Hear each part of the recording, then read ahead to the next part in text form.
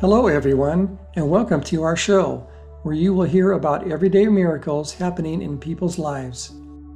God is real and sends His angels to help us, especially when we pray to them. Today I have one story, so let's begin. My son was just 15 years old, trying as adolescents do to learn about life, when suddenly he was gone.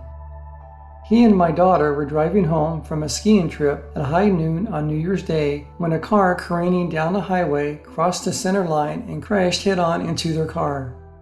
There was no way to avoid the collision.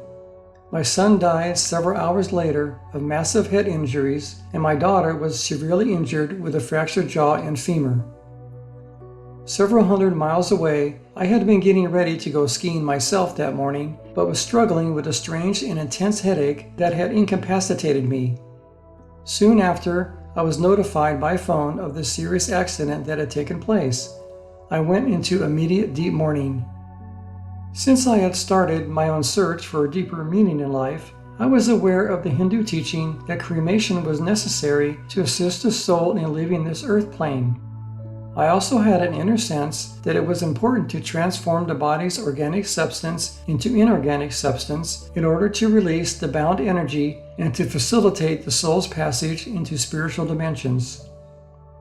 My wife and I had some superficial understanding about earthbound spirits.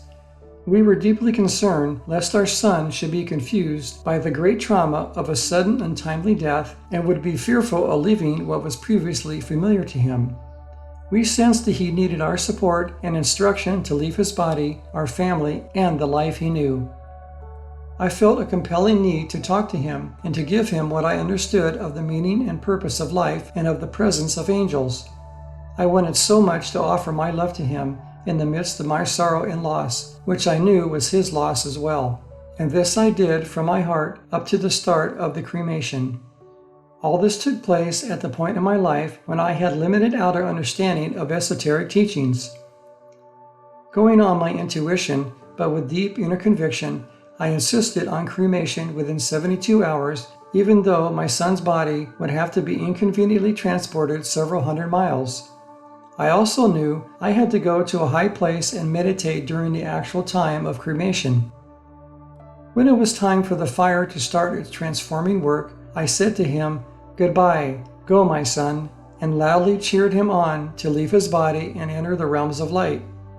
I felt immediate great relief. After the cremation, I retreated to the top of a nearby hill and started meditating. My deep mourning suddenly ceased and was replaced with a sense of wondrous joy and intense peace.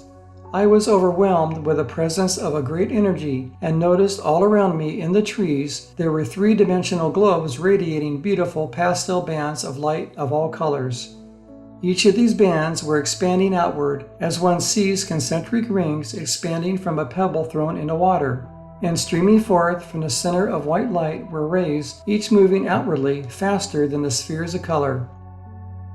For the next few hours, I was transported into the highest peace I have ever known.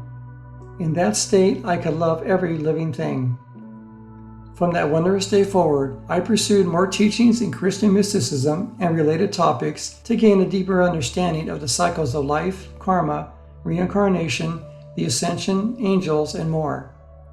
One Sunday morning, approximately 3 years later, while sitting in the chapel of a church in Santa Barbara I had the prompting to visit, I looked up at the altar and centered in the middle was a beautifully rendered image called the Chart of the I Am Presence. I gasped in surprise. At the top of this chart, there was depicted a causa body, which was the exact beautiful aura of rainbow spheres of light and light rays that I had seen during my son's cremation. I immediately knew that my son had truly gone home back to God, and I was blessed to be a witness. This experience confirmed what I have always known deep within my heart, that life is a continuum. All our thoughts, feelings, and deeds that are good in the sight of God are stored in heaven as a causal body of light that becomes a permanent part of our identity. When we pass from the screen of life, we just shed the body temple that housed our soul and raised from the physical plane to dimensions of spiritual light. The amount of love and good works we have accumulated during this and previous lives dictates to what level of heaven we will naturally gravitate to. Thank you for the opportunity to share my experience and some of what I've learned over the years. Thank you for listening. Miracles can and do happen every day. How about you? If you have a special story you would like to share on this channel, please send it to us for a possible future show.